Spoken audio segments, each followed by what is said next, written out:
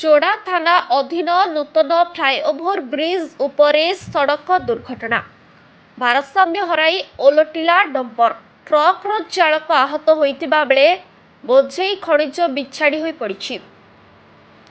OR14P6711 number ବିଶିଷ୍ଟ truck ଖଣିଜ ବୋଝେଇ କରି ବଡ଼ବିଲର ଏକ କାରଖାନା ଅଭିମୁଖେ ଯାତ୍ରା କରୁଥିଲା।